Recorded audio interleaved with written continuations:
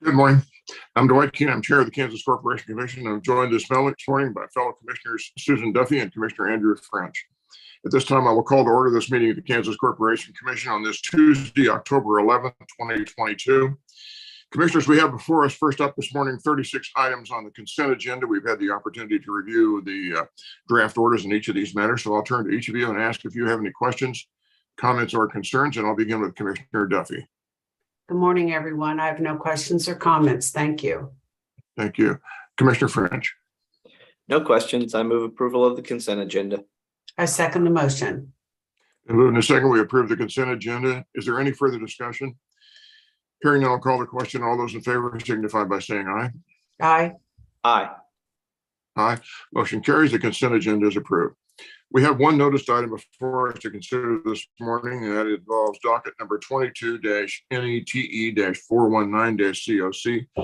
This is in the matter of the application of NextEra Energy Transmission Southwest LLC for its certificate of convenience and necessity to construct transmission facilities in the state of Kansas. Before us this morning is an order on petitions for reconsideration of the Kansas Industrial Consumers Group, Inc., and Darren McGehee and Rochelle McGehee Smart. Our presenter this morning is Assistant General Counsel David Cohen. Good morning, David. Good morning, Commissioners. The order before you denies two petitions for reconsideration of the Commission's August 29th, 2022 order granting a certificate of convenience and necessity to NextEra Energy Transmission Southwest. On February 28th, 2022, NextEra filed an application for a certificate of convenience and necessity to operate as a public utility for the purposes of constructing and operating the Wolf Creek to Blackberry line. On June 6th, 2022, Commission staff, Evergy, the Citizens Utility Ratepayer Board, Southwest Power Pool, Kansas Electric Power Cooperative, Inc., and Sunflower filed a joint motion for approval of unanimous settlement agreement.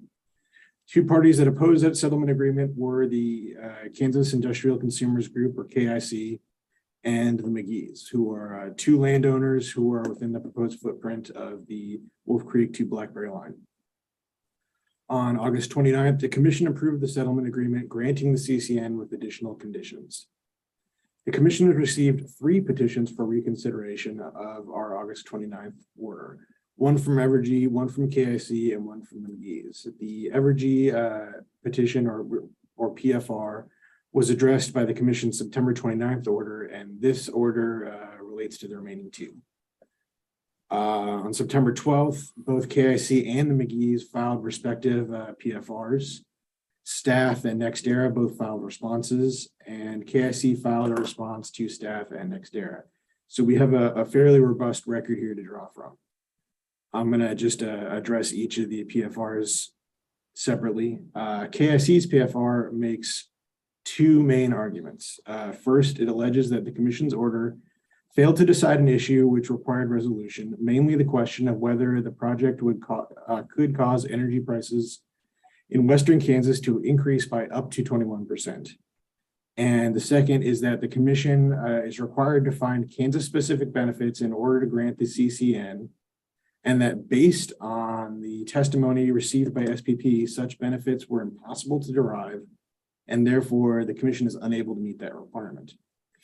The order finds with respect to issue one that the August 29th order addressed the 21% issue, finding that KIC had not stated a sufficient evidentiary basis to raise that issue, and that the question is not one that requires resolution within the meaning of KSA 7761, which is the one which relates to petitions for reconsideration.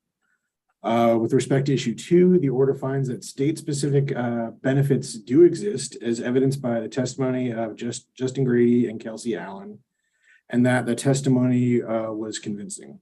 These benefits are both qualitative and quantitative, and that SPP's testimony that it was not possible to determine such benefits only applied to SPP itself because they are regionally focused rather than state focused, but it did not foreclose other parties and other witnesses from determining those benefits.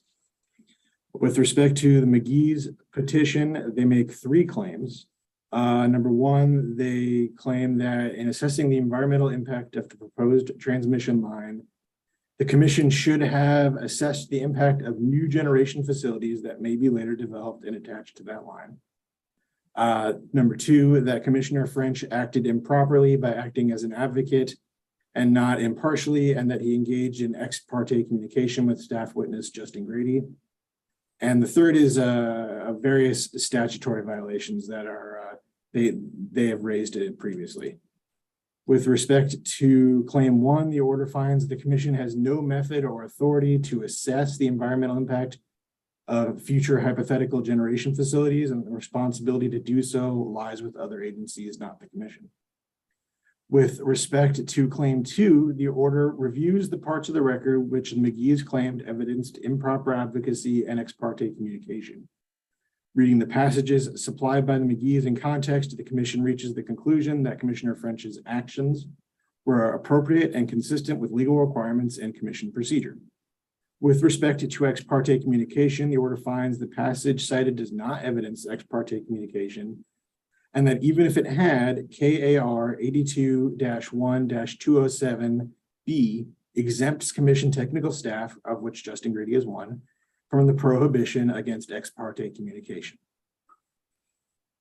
Lastly, the alleged statutory violations are essentially a rehash of arguments they raised before and that were dealt with in the commission's August 29th order.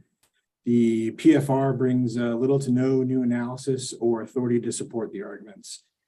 Overall, the commission's order denies reconsideration to both parties on all the issues raised, and I'm available for questions. All right, thank you very much, David, for that overview. Let me turn to my fellow commissioners and see if we have any questions or comments. I'll begin first with Commissioner Duffy. I have no questions or comments. Thank you. Thank you. Commissioner French. No questions. I move approval of the order as described. I second the motion. Been moved and second. We approve the order before us this morning in this docket. Is there any further discussion? Hearing none, I'll call the question. All those in favor signify by saying aye. Aye. Aye. Aye. Motion carries. The order is approved. Commissioners, thank you very much, David, for the overview. Thank you.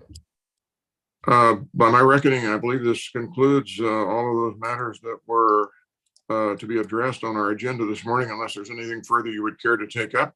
In the absence of that, I would certainly entertain a motion that we adjourn. So moved. Second. All in favor? Aye. Aye. Motion carries. We're adjourned. Take care. Take care, everybody.